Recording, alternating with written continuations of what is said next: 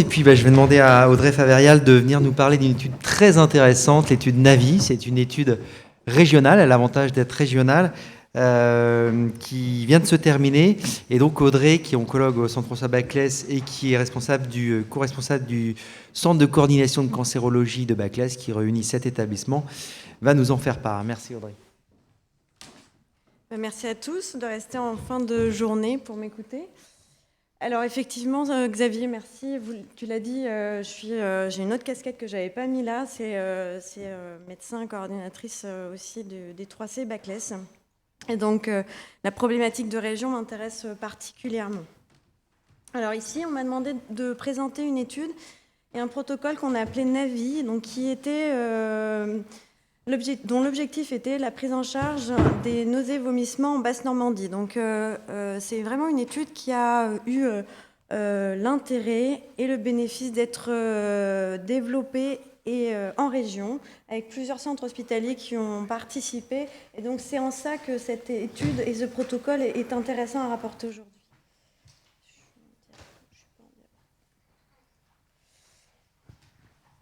Je vais mettre en diaporama, ça sera peut-être déjà un peu plus visible.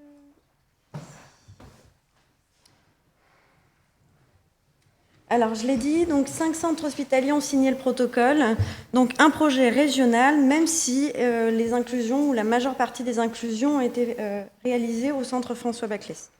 Donc, le centre hospitalier de Cherbourg, le centre hospitalier Jacques Monod à Flers, le centre hospitalier de Bayeux, le centre Maurice Subiana, donc, du coup sur Caen, et le centre hospitalier sur Avranches. Le calendrier de l'étude, donc cette étude a été débutée en juillet 2011. La durée d'inclusion, c'était 2 ans. Et le nombre d'inclusions au total devait atteindre les 300. En fait, 227 patients ont été inclus au terme des 24 mois.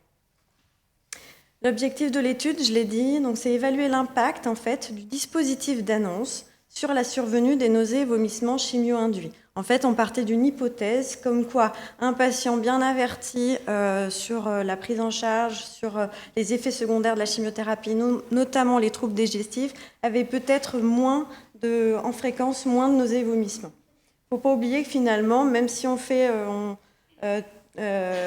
si on a des ABAC, des choses très protocolisées, en fait, les troubles digestifs à type de nausées et vomissements sont vraiment de pratiques très courantes et on a à les gérer tout au long de la journée quand on fait de la chimiothérapie IV et orale. Les objectifs secondaires maintenant de cette étude, donc c'était évaluer si le risque de survenue de nausées et vomissements chimio-induits dépendait de la qualité de vie initiale du patient, du niveau d'anxiété ou de dépression initiale, d'un facteur de risque de type tabagisme actif ou passif, de désordre hydroélectrolytique, mais aussi du statut nutritionnel. Évaluer si les pratiques de prescription des antiémétiques étaient finalement à l'échelle régionale hétérogènes ou finalement si on se servait des mêmes références. Évaluer la proportion de patients bénéficiant d'une consultation d'annonce paramédicale. Et je l'ai dit, évaluer si les patients bénéficiant à la fois de la consultation médicale et paramédicale d'annonce avaient moins de nausées-vomissements chimio-induits que ceux finalement qui ne bénéficiaient que de la consultation médicale. Les critères d'évaluation, donc le critère d'évaluation principal, c'était finalement la proportion de patients ayant des nausées et vomissements chimio-induits, aigus et ou retardés, mesurée par l'outil, donc c'était une échelle standardisée de la MASCC. Pour les critères d'évaluation secondaire, donc des scores de qualité de vie selon toujours des échelles validées, la mesure de l'anxiété et de la dépression, un dédosage biologique avec la natrémie, la calcémie, l'albumine, la préalbumine avant le premier cycle de chimiothérapie, une note de satisfaction du dispositif d'annonce qui était donnée par le patient et la proportion de patients bénéficiant de la consultation paramédicale d'annonce.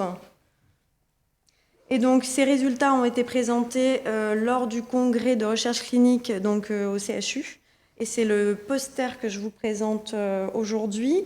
C'est en anglais. Donc effectivement, donc c'est évaluer toujours le dispositif d'annonce. On n'oublie pas que c'est quand même une mesure phare du premier plan en cancer. Et donc il était aussi là intéressant d'avoir ces données objectives à l'heure actuelle et dans notre pratique courante. Et le ressenti des patients.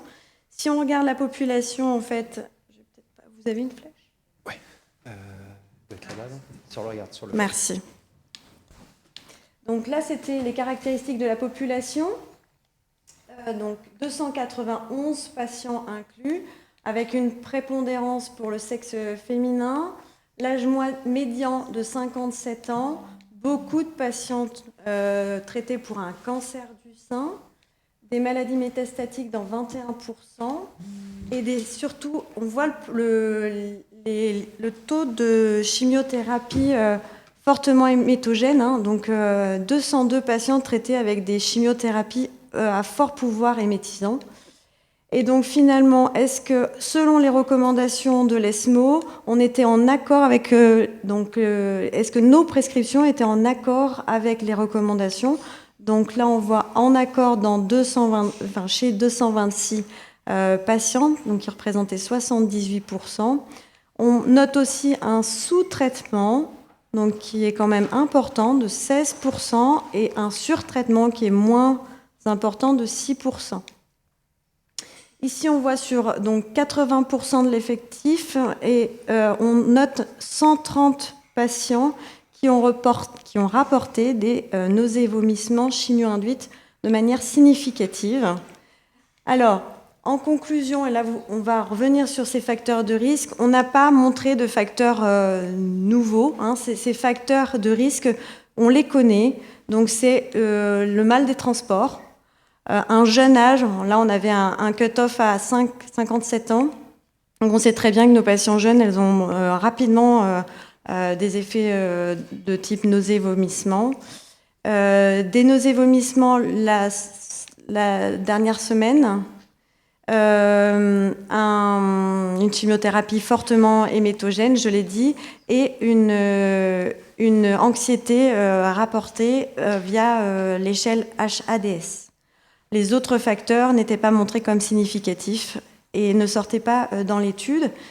Ce qu'on va pouvoir retenir en conclusion, c'est que effectivement, donc, les facteurs de risque de nausées et vomissements chimio-induits ont été à nouveau rapportés ici. Le jeune âge, l'anxiété, la notion de mal des transports et bien sûr un protocole de chimiothérapie fortement hémétogène.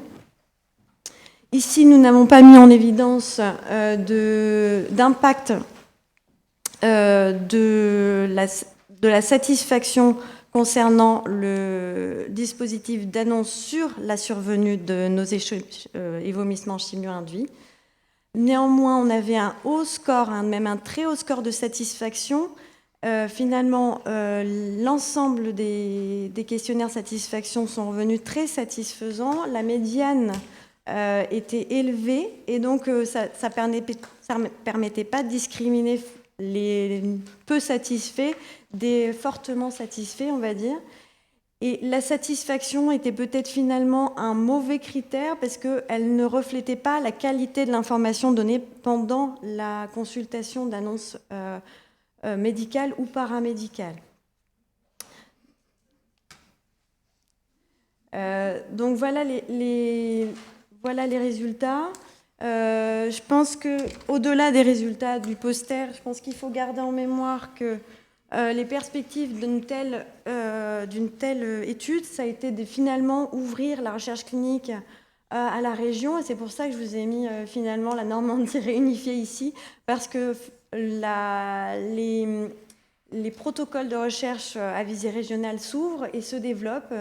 3 protocoles sont en cours au niveau régional. Donc j'avais noté TELOG, qui est un dispositif et un protocole d'évaluation de la consultation et de l'évaluation oncogériatrique à 3 mois après la consultation initiale. Il s'agit d'une consultation téléphonique réalisée par l'infirmière, et en fonction de cette évaluation téléphonique, on pourrait déclencher une consultation médicale avec l'oncogériatre. Et donc c'est la concordance de l'appel téléphonique et du questionnaire réalisé par l'infirmière avec la consultation médicale qui pourrait être faite par l'oncogériatre. On en a un deuxième qui s'appelle Aspidia, qui est finalement l'évaluation des diarrhées sous TKI. Et donc avec une randomisation entre traitement par aspégique versus traitement par smecta et loperamide. Donc par exemple, cet essai est ouvert à Cherbourg. Et donc on travaille pour les inclusions en région afin d'ouvrir d'autres sites. Et le troisième qu'on peut noter, c'est EFADOL, qui est un protocole d'éducation thérapeutique dans la prise en charge de la douleur. Donc Navi, c'est effectivement, ça a été vraiment l'ouverture de la recherche clinique à la région et on est très content d'avoir trois protocoles régionaux développés et on espère en avoir plus. Maintenant, on m'avait aussi demandé de faire quelques rappels sur les traitements antiémétiques. Alors je pense que je vais peut-être être rapide. Ce qu'il faut savoir dans la prise en charge et la prévention des effets secondaires de type nausée, vomissement, chimio-induit, c'est que c'est un effet, je l'ai dit, fréquent, redouté par les patients. On parle de définition, donc avec des nausées, vomissements anticipés s'ils surviennent avant la chimiothérapie, aigus s'ils surviennent au cours des 24 premières heures de la chimiothérapie et retardés s'ils surviennent après la 24e heure de la chimiothérapie. Enfin, on parle de nausées, vomissements chimio-induits réfractaires si elles apparaissent malgré un traitement a priori bien mené. Donc, on essaye de faire surtout de la prophylaxie primaire et c'est fondamental pour éviter justement les nausées et les nausées de façon anticipée. Et donc, mieux on prendra et mieux on fera une prophylaxie primaire et moins on aura de problèmes et on aura besoin de faire de prophylaxie secondaire et un traitement de secours après.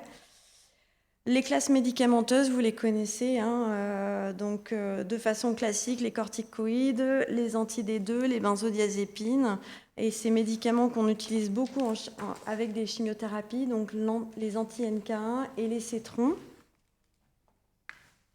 Mais il ne faut pas oublier finalement les autres recours de prise en charge qui sont majeurs et qui peuvent vraiment avoir un bénéfice pour les patients. Donc je l'ai dit, prévention primaire systématique en fonction du niveau émétisant du protocole de chimiothérapie. S'il est efficace, à ce moment-là, on continue le même traitement. S'il n'est pas efficace, on fait ce qu'on appelle de la prophylaxie secondaire en fonction du niveau du protocole. Émétisant toujours. Pour définir maintenant en prophylaxie primaire le niveau émétisant des molécules et du protocole. Donc en fait, quand un protocole de chimiothérapie est composé de plusieurs molécules de chimiothérapie, on garde la molécule la plus émétisante pour définir le protocole d'antiémétique que l'on va proposer aux patients. Donc finalement, on a tout ça, chaque molécule est classée selon le niveau émétisant. Donc finalement, la molécule la plus émétisante que l'on connaît, c'est finalement le cisplatine. Nous, on l'utilise beaucoup, hors hémato en tout cas. Puis après le niveau donc, émétisant, où on dit modérément émétisant, faiblement émétisant et très faiblement émétisant. Et en fonction, on va adapter la prescription des antiémétiques à ce niveau émétisant des molécules de chimiothérapie. Et donc là, on peut avoir cette classification avec des protocoles cette fois-ci. Donc le très faiblement émétisant, on va avoir surtout les molécules et les thérapies ciblées, les anticorps. Et puis si on passe au hautement émétisant à droite, des protocoles composés beaucoup de cisplatine, des protocoles d'hémato qui vont effectivement, encore une fois, fixer nos prescriptions d'antiémétiques. Je passe rapidement. Nous, à Baclès, on a fait l'option d'appliquer les recommandations de l'AFSOS. Donc, ce qui nous diffère un petit peu de recommandations type ASCO nord-américaine, c'est le recours à certaines molécules, notamment le palonocétron, dont on dispose, mais on n'a pas fait le choix de retenir cette molécule de manière courante. Donc, vous voyez, très faiblement émétisant, donc prophylaxie primaire quand on est dans une phase aiguë, quand on est dans une phase retardée. Et si finalement, alors là en prophylaxie primaire, on n'a rien puisque le niveau est très faiblement émétisant, si le patient a développé des nausées vomissements après un protocole de ce type-là, on fera effectivement des anti-D2, souvent d'abord des anti-D2 et plus si besoin de l'olanzapine. Si le protocole est faiblement émétisant, donc là intervient en prophylaxie primaire les corticoïdes ou les anti-D2, et en prophylaxie secondaire les corticoïdes plus les cétrons plus les corticoïdes, et donc à chaque fois on va aller crescendo en augmentant les molécules utilisées. Et ainsi de suite, modérément émétisant, pareil. Donc là on voit apparaître l'aprepitant. Et en hautement émétisant, l'aprepitant aussi. Ce qui diffère le hautement et le modérément émétisant, c'est finalement la poursuite des corticoïdes plus longtemps. Je parle très très rapidement du traitement de secours. Donc finalement, c'est quand on a mis en place finalement le traitement en prophylaxie primaire, en prophylaxie secondaire. Et ben, on a d'autres molécules que l'on peut utiliser pour majorer et prendre au mieux les nausées et vomissements chimio-induites. Voilà. Donc si en conclusion je pouvais dire quelque chose, c'est finalement qu'on continue à faire de la recherche clinique en région. Ça ouvre effectivement les objectifs et les portes à la recherche clinique en fait. Hein. Et le terrain de jeu est bien plus grand. Merci Audrey. J'avais une petite question. C'est compliqué de mener une étude régionale pour inclure des patients ? Oui, évidemment. Donc déjà, il faut des collaborateurs qui acceptent de participer. Quand on sait qu'on a une activité propre, faire de la recherche, c'est pas toujours évident d'inclure ça dans nos agendas assez overbookés. Donc demander à nos confrères. Enfin, on est dans une structure plutôt privilégiée où il y a un service de recherche clinique, une appétence pour la recherche clinique, mais c'est vrai qu'en région, c'est pas forcément évident. Et encore une fois, c'est un problème de ressources. Hein. Alors les ressources, je te posais cette question-là justement pour en parler un petit peu. On va élargir justement les ressources au niveau régional et interrégional.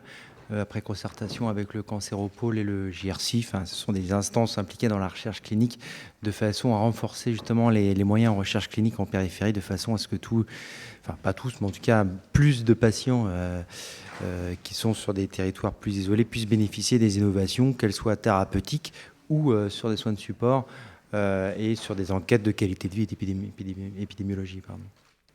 Ça va nous permettre donc aussi de mettre à jour les protocoles d'antiémétique. Et donc, c'est un travail qu'on fait en collaboration avec un groupe régional et qui va intéresser, je pense, pas mal les pharmaciens, qu'on va essayer de mettre à jour régulièrement. Ça fera aussi l'objet de la formation dont j'ai parlé tout à l'heure, sur laquelle on pourra aborder les grands principes, les grandes molécules, les effets indésirables, en changeant peut-être un petit peu la présentation, justement en présentant le recours possible en termes de grade de toxicité, de façon à pouvoir, qui va pouvoir gérer et quand, donc ce qui va permettre aussi de s'organiser entre les professionnels. En tant que pharmacien, en fait, on a vu tout à l'heure différents intervenants que le pharmacien, on lui communiquait en fait finalement le PPS que dans les situations complexes ou quand c'est une chimiothérapie orale, parce que là, effectivement, c'est lui qui délivre, donc on pense à lui. Mais en fait, pour le vivre au quotidien, nos patients qui sont sous chimio, on le sait, qu'ils vont à l'hôpital faire une chimio, ils viennent avec des ordonnances en vrac, et parfois on se retrouve au troisième chimio, et finalement on se rend compte qu'il manque le cétron. Mais comme on ne sait pas ce qu'il y a dans le PPS, comme on ne sait pas ce qu'il y a en perfusion, on passe énormément de temps à essayer de vous joindre, souvent on n'y arrive pas, pour savoir si effectivement il peut partir sans son cétron ou pas. C'est des petites choses quand même qu'on met en place, qu'on essaye de mettre en place pour que ça se passe bien pour le patient. Et c'est là où je voudrais insister, c'est que finalement, je pense que peut-être que vous ne nous transmettez pas suffisamment d'informations, ou trop tard, ou qu'on est oublié dans la chaîne de soins, mais on a vraiment une place à prendre pour le patient. Le peu d'informations qui sont transmises, elles sont transmises uniquement aux médecins traitants, malheureusement. Et donc, pour tous les autres professionnels de santé, c'est pour ça qu'on a mis en route le dossier de liaison sur demande de ces mêmes professionnels. Donc maintenant, c'est vraiment à nous de le faire vivre. Pour autant, un outil seul, il ne peut pas vivre. Donc il faut l'accompagner de formation, il faut en mettre des couches et des couches. Mais voilà un exemple concret. Parce que j'avais participé à la formation sur l'élaboration de ce carnet. Donc je peux vous assurer que l'équipe le demande systématiquement, que ça soit la feuille de PPS, un carnet, quelque chose qu'on vous a remis à l'hôpital, transmettez-le nous. Je veux dire que sur 50 patients, j'en ai vu 3. Ouais. Et c'est très difficile du coup à coordonner. Je vais vous donner un exemple. L'INCa fait une enquête auprès de toutes les régions sur le taux d'informatisation des RCP et le taux de remise du PPS en vue de l'élaboration du fameux DCC, dans lequel on doit tracer la remise du PPS. Et donc, on s'aperçoit que toutes les régions répondent 0. Parce que soit c'est pas donné, soit c'est pas tracé. Donc voilà, ça répond en gros à votre question. On a un énorme boulot d'incitation. Alors j'étais il n'y a pas très longtemps à la réunion de la Fédération de cancérologie du CHU, où il est remis, il n'est pas forcément tracé dans leur système d'information. C'est-à-dire que là, ils se tirent une balle dans le pied, hein, clairement. Ils remettent le PPS, ils oublient de cocher la case dans le système d'information. Voilà, c'est beaucoup de communication, mais je compte sur vous pour essayer de promouvoir ça, et d'où l'idée peut-être de faire une réunion vraiment sur le parcours de soins à un moment, parce que la question se pose. Est-ce qu'il y a d'autres questions ? A priori non. Moi je voudrais remercier encore Audrey de nous avoir parlé de cette étude régionale. C'était une volonté du comité d'organisation de laisser une place pour les projets de recherche régionaux. On avait parlé l'année précédente avec Florence du groupe recherche en soins de support au niveau national, mais c'est important aussi dans la région de mettre en évidence ces recherches régionales. Donc encore merci. Et puis je vais laisser à Bonazibi et Xavier le soin de conclure cette journée. Je remplace Claire. Il y a 2 ans, c'est moi qui avais la jambe en vrac, et aujourd'hui c'est elle. Donc voilà, on se relaie. Oui, c'est vrai. Oui, l'année dernière, c'était le genou de Xavier, et cette fois-ci c'est Claire. Mais écoutez, on vous remercie tous d'avoir répondu à notre invitation. Nous espérons que l'année prochaine, vous serez aussi nombreux. Donc, simplement pour vous signaler aussi que dans le petit papier qu'on vous a remis, il y a les questionnaires de satisfaction. Donc, dans le cadre un peu de notre politique qualité, on aimerait avoir vos avis, et puis ça nous aidera aussi pour nous améliorer. Voilà. Merci Bonnard. Moi, je voulais aussi vous remercier. Vous étiez 113, j'ai le chiffre officiel aujourd'hui. Donc, c'est bien, c'est 10% de plus que l'année dernière. Je voudrais vraiment remercier les intervenants, parce que c'était riche d'échanges aujourd'hui. Et puis, je crois que je vous ai fait passer quelques informations que vous allez retrouver la semaine prochaine dans la newsletter. On essaie de diffuser au maximum. On n'a pas toutes les adresses mail, donc n'hésitez pas à nous envoyer vos adresses si vous voulez avoir plus d'informations. C'est difficile de communiquer auprès de tout le monde, hein, surtout quand on doit passer par des intermédiaires on ne sait pas si c'est redirigé, donc n'hésitez pas. Donc je voudrais aussi dire un mot. La semaine dernière, grâce à la CARSAT et à la Ligue, on a abordé une thématique qui n'est jamais abordée, celle de l'aide au retour au travail. Et je voudrais simplement vous dire qu'il y a des choses qui sont faites actuellement. Donc c'est signalé sur le site du réseau de la CARSAT, de la Direct et de la Ligue. Parce que je pense aussi des questions, visiblement, il y avait beaucoup de patients qui étaient à cette réunion-là, et il y a beaucoup de questions autour de ça, surtout chez les indépendants, où là, ça peut être... c'est souvent un très très gros problème, la question du retour au travail quand on est malade, quand on est atteint de cancer. Donc l'assurance maladie aussi est dans la boucle, qui permet aussi des indemnités journalières. Donc si les patients avec qui vous êtes en contact ont besoin d'informations, sachez que vous pouvez les renvoyer vers ces sources d'informations-là. Voilà, je ne vais pas vous embêter plus longtemps, il est 5 heures. Merci encore, et puis j'espère que vous serez là l'année prochaine. On va retravailler sur le programme de l'année prochaine. Et je vous dis donc à l'année prochaine. Merci. Bon retour.